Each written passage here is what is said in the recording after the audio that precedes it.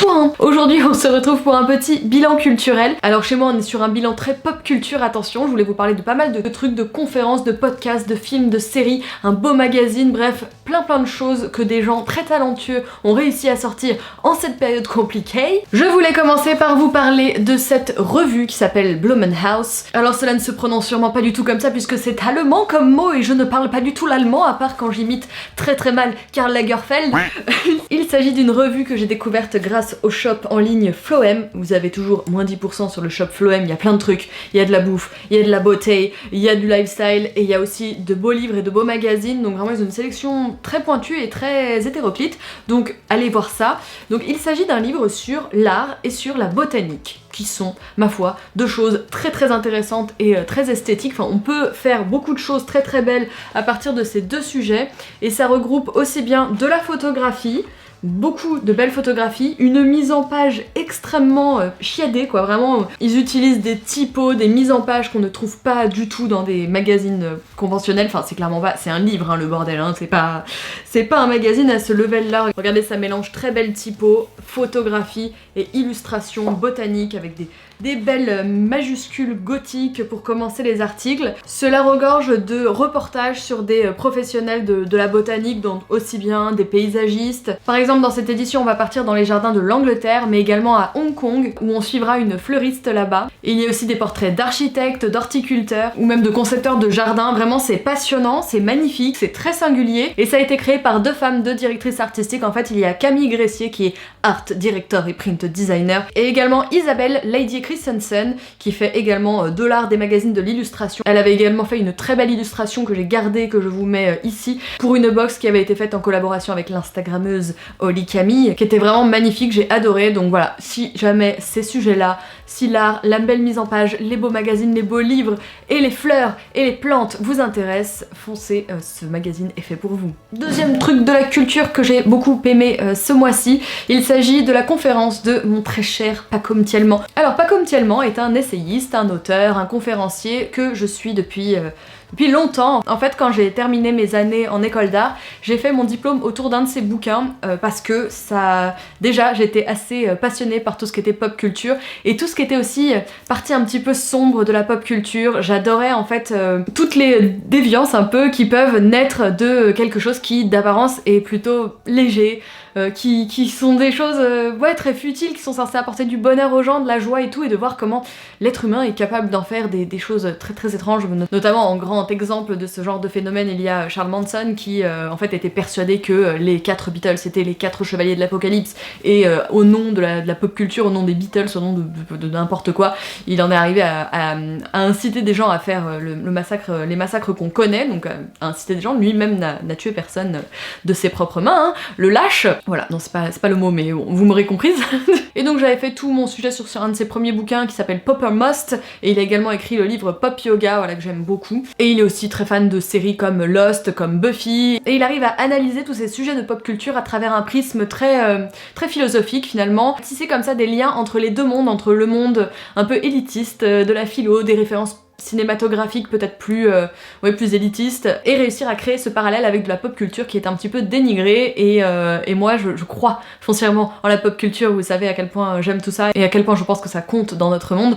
Donc voilà, c'est un peu mon idole, c'est un peu mon gourou Paco Mtielman. Je l'avais rencontré d'ailleurs sûrement je sais pas, en 2007, un truc comme ça, quand je l'avais contacté à l'époque sur Facebook pour lui expliquer que j'avais travaillé tout mon sujet de fin d'études à partir de ses écrits. Donc ça c'était un petit peu pour vous resituer le personnage, mais je suis tombée sur une conférence d'une expo que malheureusement je n'étais pas allée voir, je regrette de...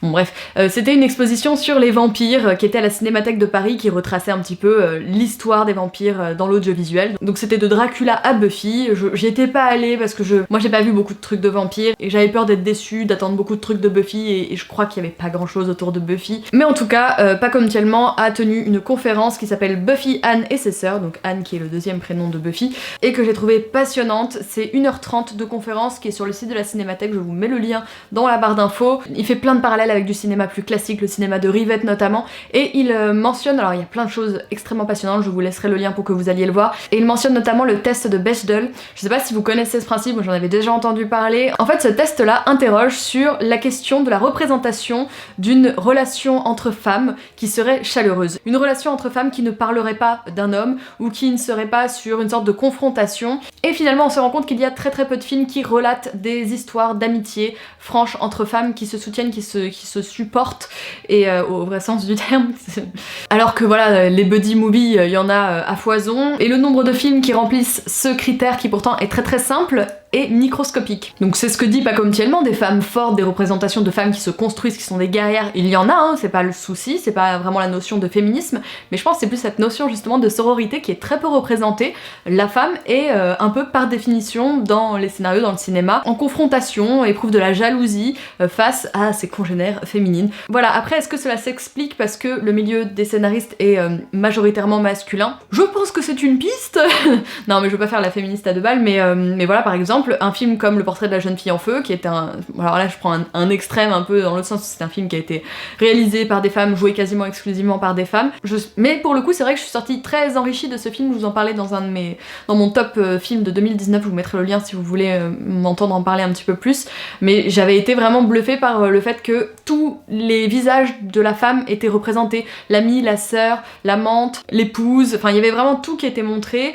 Et ce film-là est clairement un film sur la sororité, bon bref, je m'égare. En tout cas, si c'est un sujet qui vous plaît, si des analyses un peu plus poussées de Buffy ou de la pop culture vous intéressent, allez fouiller un petit peu les écrits de Pas comme Tielman sur la toile, c'est très intéressant. Sur la toile, j'ai 150 ans. Bref, j'ai passé un moment d'écoute de qualité. Une série que j'ai beaucoup aimée, alors je n'ai pas encore tout terminé parce que j'avais 4 saisons à rattraper. J'étais complètement passée à côté de la série The Crown, alors que je suis, toi-même tu sais, complètement fan de l'Angleterre. Je suis un peu moins fan de l'aspect monarchie, tout ça, bon c'est pas le truc qui me passionne de ouf. Et justement, à cause de cet a priori, je ne m'étais pas penchée sur cette série, je pensais que j'allais m'ennuyer à mourir, et en fait, je me suis complètement prise au jeu. J'ai tout à fait conscience que c'est une sorte d'histoire un peu, on va dire que c'est un roman inspiré de l'histoire avec un grand H de la famille royale, mais n'étant franchement pas très calée en histoire, j'apprends quand même plein de choses, tout en gardant mon recul, etc. Évidemment, après chaque épisode, quasiment, j'allais regarder sur internet en essayant de pas trop me spoiler, même si c'est la vraie vie donc je suis pas censée me spoiler, mais bon, j'essayais d'aller voir pour vérifier un petit peu si les choses s'étaient passées plus ou moins comme ça. Et d'ailleurs j'ai très hâte d'avoir terminé la série pour me mater des secrets d'histoire ou des trucs comme ça sur internet pour pouvoir vraiment recroiser un petit peu les infos. Bref, j'ai adoré cette série, en tout cas la saison 1 et 2 je les ai adorées. Le problème c'est qu'à partir de la saison 3 les acteurs changent puisqu'on change de décennie et du coup la reine et le roi sont plus vieilles. On va aussi arriver aux histoires entre Diana, le prince Charles, etc. Donc voilà, moi le recul que j'ai c'est surtout sur la saison 1 et 2, c'était passionnant, j'étais complètement à fond dedans. C'est extrêmement bien réalisé, c'est très prenant, la photographie est vraiment très belle, on a des plans royaux, j'ai envie de vous dire, c'est vraiment magnifique. Donc je suis ravie d'avoir outrepassé mes a priori et d'avoir beaucoup apprécié la série. Je l'ai un petit peu partagée sur Instagram et je sais que vous êtes pas mal à suivre la série et à l'avoir beaucoup aimée également et avoir été surpris. Donc vraiment, si vous êtes comme moi pas très open sur toutes ces histoires de royauté, passez un peu vos a priori parce que la série est extrêmement bien écrite. Autre film que j'ai vu et qui n'est malheureusement pas sorti en salle, il s'agit du dernier Pixar, le film Soul. Donc on a pas mal entendu parler au moment de Noël. Moi je me le suis regardé le jour de mon anniversaire, le 26 décembre, un peu comme je faisais quand j'étais petite et que j'allais voir les Disney.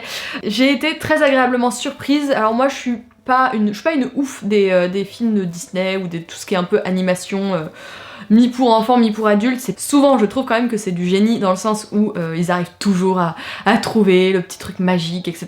C'est très réussi, mais je vois un petit peu trop les ficelles des scénarios un petit peu utopistes à l'américaine. Et voilà, souvent ça me bloque un petit peu, mais je me laisse porter, j'essaye de prendre de la distance et je me laisse porter. Mais pour Soul, j'ai été, ma foi, assez surprise. Alors, quelle est l'histoire de Soul? Je vais vous faire le petit... Mais le pitch il est pas bien, j'aime pas trop comment c'est pitché. Passionné de jazz et professeur de musique dans un collège, Joe Garner a enfin l'opportunité de réaliser son rêve, jouer dans le meilleur club de jazz de New York. Mais un malencontreux faux pas le précipite dans le Grand Avant, un endroit fantastique où les nouvelles âmes acquièrent leur personnalité, leur caractère et leur spécificité avant d'être envoyées sur Terre. Bien décidé à retrouver sa vie, Joe fait équipe avec 22, une âme espiègle et pleine d'esprit qui n'a jamais saisi l'intérêt de vivre une vie humaine. En essayant désespérément désespérément de montrer à 22 à quel point l'existence est formidable, Joe pourrait bien découvrir les réponses aux questions les plus importantes sur le sens de la vie. Donc ce que j'ai beaucoup apprécié avec le film Soul, c'est qu'il y a vraiment cet aspect de voyage un petit peu métaphysique, un peu voilà, c'est un peu witchy quand même, hein, quand on traîne un peu dans ces mondes un peu chelous, des fois ces sphères Instagram un peu obscures là de witch et tout. Je trouve qu'on peut pas mal s'y retrouver dans ce film Soul. Il y a tout ce délire de la reconnexion à soi, de la naissance, de la mort, de l'incarnation. Il y a plein d'éléments très poétiques, et notamment le film aborde un peu le sujet des métiers passion, des choses qui nous font vibrer et de pourquoi on se sent en vie. Enfin, j'en parle d'une manière assez grossière là, mais j'ai vachement été touchée par cet aspect-là, ça résonnait pas mal en moi parce que... Alors même si j'avais un métier qui était génial de base, enfin graphiste et tout, c'était quand même créatif, c'était censé être un métier passion, mais je m'enfermais un petit peu dans une routine, et voilà, de me lancer comme ça en freelance et de m'amuser et de vivre ma vie d'une manière un petit peu plus, bon, pas légère, mais bon, vous avez compris ce que je veux dire. Cet aspect-là du film a pas mal résonné en moi, à tel point que je trouve que ce Pixar en fait un film presque pour adultes. Je ne sais pas quoi faire de mes cheveux, c'est une horreur. Et même pour avoir parlé avec certaines d'entre vous, vos enfants n'avaient pas vraiment compris le sens caché, ils sont restés assez premier degré sur le sujet. Bon après c'est un peu toujours le principe de ce genre de film, mais là j'ai l'impression qu'il y a quand même une grosse scission. Moi du coup cet aspect m'a plu parce que comme je vous l'ai dit, je suis pas très film d'animation pour enfants, à part on va dire les Toy Story qui m'avaient vraiment bluffé. Mais bon, un peu comme d'habitude, Pixar réussit son éternel tour de passe-passe, qui est d'aborder des sujets un petit peu éculés, des trucs qu'on a déjà vu, du style la vie elle vaut trop la peine d'être vécue, il faut profiter des petits moments de vie parce que la vie elle est courte et tout. Ils le font, ouais, c'est un peu bisounours, mais ils t'insufflent toujours la juste dose de magie qui te permet de revoir un peu après ta vie avec des yeux d'enfant finalement. Et perso, je me suis laissée emporter. Et en plus, il y avait évidemment tout cet aspect autour de la musique qui me parlait beaucoup. Donc j'ai énormément apprécié le film Soul. Je voulais également vous parler de 2 podcasts. Il y a 2 connaissances des réseaux sociaux qui ont lancé leur podcast et que je voulais soutenir parce que c'est super quali. Et moi, je suis pas ouf de podcast. Et là, j'en ai écouté plein là récemment, j'ai vachement aimé, donc je vais vous en mentionner 2. Il y a premièrement le podcast de Léa Camilleri, je ne sais pas si vous la connaissez. Moi, c'est vrai que moi je ne suivais pas du tout YouTube il y a longtemps et elle fait partie des précurseuses de YouTube, donc je connaissais de nom mais je m'étais pas trop penchée sur son contenu, et aujourd'hui bah voilà, elle se renouvelle, elle fait plein de choses et tout, et elle a notamment lancé tout récemment, parce qu'il y en a qu'un, il y en aura peut-être un deuxième là à l'heure où je publierai cette vidéo, elle a lancé le podcast The Raccoon Club. Elle a souhaité interviewer des gens de son entourage qui ont vécu des choses assez extraordinaires, et dans le premier épisode elle interviewe les membres du groupe les Plasticines. Je ne sais pas si vous vous souvenez de ce groupe, c'est un groupe qui a explosé, qui a vachement marché pendant mes années lycée, il me semble, je crois qu'elles ont 3-4 ans de plus que moi, donc moi j'étais assez jeune. Et donc ces meufs là, elles ont vécu une aventure absolument incroyable. En gros, elles ont vu les Strokes au Zénith toutes les 3 et elles se sont dit putain c'est trop cool, on veut devenir rockstar. Elles se sont acheté une guitare, elles ont loué un studio où elles se sont dit bon on va répéter, on va s'amuser, elles savaient à peine jouer de la guitare. Elles ont quand même composé des titres, donc elles font les modestes mais il faut quand même y aller derrière, elles ont composé des titres. Elles ont commencé à jouer dans des salles à Paris parce qu'elles voulaient pas commencer dans leur petite banlieue et tout ça, elles voulaient tout de suite faire des salles à Paris. Elles ont dit non, on a notre place dans les salles parisiennes. Et puis de fil en aiguille, elles ont rencontré des gens qui ont voulu les signer, elles ont fait un album, elles ont tourné dans Gossip Girl, elles se sont retrouvées à Coachella. Alors Coachella à l'époque avait une résonance un peu moindre par rapport à aujourd'hui où c'est un peu the place to be. En tout cas, elles avaient joué comme ça sur des scènes incroyables, en faisant des tournées à travers la France et en allant aux États-Unis, etc. Histoire complètement incroyable, et puis après reconversion aussi derrière. Donc dans le podcast, on découvre un peu tout leur chemin et toute leur histoire incroyable, et elles nous racontent tout ça. Et moi j'aime bien les gens simples et gentils qui vivent des trucs complètement dingues, ça me fait plaisir, ça me donne de l'espoir, ça me donne foi en l'humanité. Et puis j'aime beaucoup la personne qui est Léa Camilleri, je la connais encore peu mais on échange un petit peu et elle a l'air très très gentille, et du coup c'est très agréable de l'avoir mené ce podcast et cette interview avec des gens qu'elle connaît, qu'elle aime et qu'elle apprécie. Donc je ne peux que vous conseiller d'aller jeter une oreille à ce podcast, The Raccoon Club. Deuxième podcast qui s'est lancé, je suis extrêmement heureuse pour elle, alors pareil je la connais peu, il s'agit du nouveau projet de Maeva, qui est une personne qui se cache derrière un compte que vous connaissez sûrement, le compte Astrotruc, qui a explosé, non mais c'est complètement incroyable. En fait je connais cette femme puisqu'elle avait un blog sur tout ce qui était un peu bio, écologie, et elle avait également des réflexions très intéressantes sur des sujets de société, et elle écrit super bien parce qu'à côté elle est professeure des écoles mais aussi auteure, donc du coup elle écrit des nouvelles de science-fiction, donc déjà elle avait pas mal de cordes à son arc, et j'aime bien son mood, je crois qu'on a un peu les mêmes goûts musicaux, etc. C'est quelqu'un de très ouvert et qui s'intéresse à énormément de sujets, et là elle a lancé un projet mais trop cool, je l'ai écouté ce matin même. Elle a été contactée pour lancer un podcast qui réunirait astrologie, thème astral et musique. Donc en gros elle va interviewer des musiciens et les faire un petit peu parler avec comme prétexte et comme un peu ligne conductrice leur thème astral. Et quel meilleur premier invité que Julien Doré, ce mec chez Père. Non mais alors Julien Doré c'est quelqu'un que j'ai apprécié à la première seconde à laquelle je l'ai vu. J'étais devant ma télé en direct à sa première apparition télé et je pense comme pas mal d'entre nous là parmi les trentenaires, on a tous été bluffés par le talent de ce type, l'aisance alors qu'apparemment c'est un grand timide et l'originalité, la personnalité qu'il mettait dans ses reprises. Moi j'étais bluffée, j'étais fan. J'ai 2-3 photos avec lui, j'ai des dédicaces de ses albums et tout ça. J'avais été à un concert privé de lui, bon bref voilà, j'aimerais bien savoir s'il se souvient d'ailleurs parce que en fait j'étais très contente parce que c'est un mec qui sort des Beaux-Arts et moi j'étais en plein, j'allais rentrer dans mon école d'art etc. Et j'étais très fan d'un artiste dont il se revendiquait, donc de Marcel Duchamp, mais aussi de Joseph Beuys qui est un artiste que j'aime beaucoup et je lui avais fait... C'est un artiste en fait qui recouvre des salles entières de feutrines pour faire une réflexion sur le son. Donc il a fait une salle où il y avait un piano en plein milieu de la salle et tous les murs étaient recouverts de feutrines. Voilà, c'était un rapport au son, au bruit, à étouffer le son. Bref, je vais pas vous faire un truc sur Joseph Beuys. J'étais très fan de cet artiste et du coup j'avais fait à Julien Doré une broche. Moi j'ai toujours aimé faire ça. J'avais fait une broche avec des petits rouleaux de feutrine et j'avais écrit avec une machine d'IMO Beuys, Joseph Beuys je crois, et j'avais monté ça sur une broche et je lui avais filé ça. Mais je vous parle de ça, c'était il y a 10 ans hein les gars.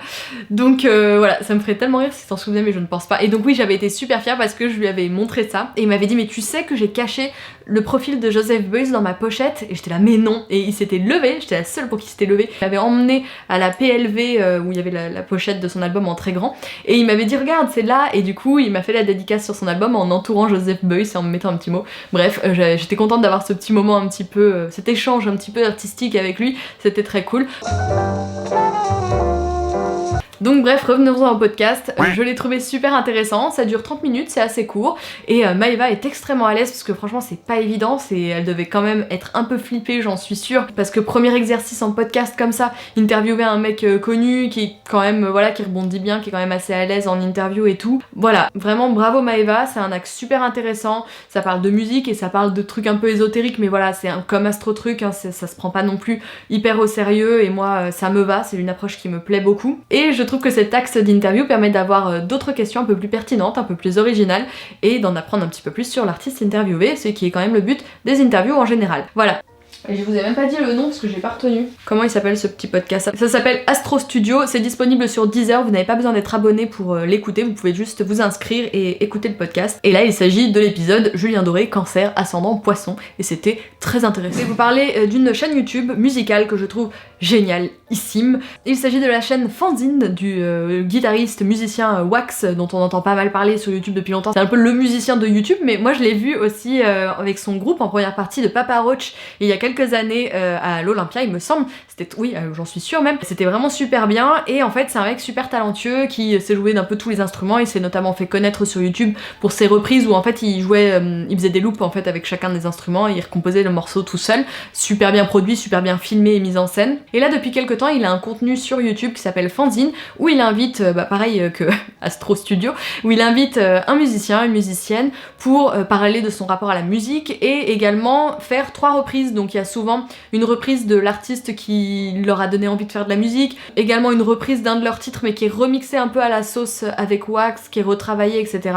Et puis une 3e chanson d'un artiste aussi qui a compté pour eux. Bon bref, il n'y a pas de règle, mais j'adore le format parce que le mec il a l'air hyper cool, hyper détente et tout. Et comme ils sont un peu entre musiciens, puis que c'est un format YouTube, il y a ce côté un peu, sur YouTube il y a toujours un peu cet esprit radio libre quoi, tu vois, il y a un ton, un échange beaucoup plus léger et naturel. Et j'adore cette chaîne YouTube parce que notamment il met en avant de jeunes talents, donc c'est vraiment cool. Moi je suis une ouf des covers, hein. J'adore les reprises de chansons un peu connues à la sauce avec la patte d'un autre artiste, j'adore ça, et ça crée des moments d'échange hyper cool et pas mal d'émotions d'ailleurs. Et je voulais vous parler notamment d'un épisode d'un mec que j'ai découvert sur Quotidien, j'ai vu à son passage télé, alors que en plus je suis abonnée à la chaîne Fanzine mais j'avais pas cliqué parce que le nom me disait rien, donc si je vais pas cliquer comme une conne, j'ai pas voulu découvrir, et en fait j'ai été assez bluffée, j'ai pas encore bien exploré son album, mais j'ai tout de suite accroché à l'esprit musical qui mélangeait plein de trucs. Ça faisait très attitude rock, un peu métal, mais avec des arrangements très rap, donc ce joyeux mélange me plaît pas mal en ce moment. C'est vrai que j'aime bien Post Malone aussi, j'aime bien A$AP Rocky par exemple, et du coup j'ai retrouvé un petit peu cet univers bizarrement de ce petit Stéphanois, voilà, c'est un mec qui vient de Saint-Étienne, et j'ai trouvé un truc très Oasis, bon au-delà du fait qu'il se tenait comme Liam et qu'il avait un bob, j'ai vraiment trouvé ça pas mal parce que j'ai un peu de mal aussi, c'est nul hein, de dire ça mais voilà c'est comme ça, mais j'avoue que j'ai un petit peu de mal avec les morceaux un peu rock qui chantent en français. Voilà, je trouve que ça va quand même pas hyper bien ensemble. Mais lui, alors peut-être parce que s'il prononce mal, tu vois, il articule pas de ouf et tout. Mais je trouve qu'il arrive à bien faire sonner le français avec ce style de musique complètement indéfinissable que même lui n'arrive pas à définir. Je me rends compte que je ne vous ai même pas dit son nom, il s'appelle Zedune Pavarotti, donc je vous mettrai en barre d'infos l'émission Fanzine de Wax avec lui et puis d'autres aussi qui m'ont plu, mais également un des clips de Zed Young. Et voilà, je vous invite à découvrir cet artiste que je trouve extrêmement prometteur, extrêmement talentueux. Je suis absolument personne pour dire ça, mais je me permets, oui, je me permets. Et pour conclure, je voulais également partager un compte Instagram d'un photographe que j'ai adoré. Il s'appelle Mr. Jeff Katz, et en fait il partage beaucoup de photos de... c'est beaucoup de voitures américaines qui sont posées dans des stations-service ou dans des lieux un petit peu... c'est très californien en fait. La colorimétrie est très très jaune, on est sur des couchers de soleil, on est sur du palmier, sur du flair comme ça, sur des moments de vie. Enfin j'ai l'impression, tu vois, qu'il capte quand tu voyages et que ton œil s'arrête sur des petits détails où tu te dis là je suis en Californie, ou là je ne suis pas chez moi, ça je ne le verrais pas si j'étais dans mon pays. C'est vraiment ça, les cadrages sont extrêmement serrés, il y a des flous, il y a des blurs, c'est vraiment des moments de vie, et moi j'aime beaucoup cette ambiance là. Alors faut aimer les voitures, notamment les voitures américaines, ce qui est mon cas. Je trouve que ça reflète un moment, une époque, un endroit, une architecture, tout un truc. Même tu vois dans le cinéma, moi j'adore quand les voitures ont un rôle dans un film, tu vois, les trucs genre Christine, tu vois, l'histoire de Stephen King, ou il y en a plein d'autres, j'ai pas des trucs qui me viennent là à l'esprit, mais ou même les films de Tarantino où les voitures ont un rôle incroyable à chaque fois. Ce sont de vraies cascadeuses à elles toutes seules, notamment en Boulevard de la Mort ou les films de Robert Rodriguez. Bref, j'adore les voitures et je voulais vous partager cette page Instagram qui vous fera un petit peu voyager en ces temps moroses. J'espère que cette vidéo un peu bilan pop culture, où j'aurais balayé des podcasts, des photographes, des magazines, des musiciens, des films d'animation, des séries, vous aura plu. Je vous embrasse. N'hésitez pas à me soumettre des trucs de la culturation qui vous ont plu et que je pourrais potentiellement regarder ou partager dans un prochain bilan culturel. Des bisous, salut. That's a deal, right? Ride with me if you ride with me, you can slide with me if you feel like 550 on the 5 sticky, come get high with me, that's a deal, right? That's a deal, right? That's a bet, right? That's a bet, right? That's a deal, right? That's a deal, right? That's a bet, right?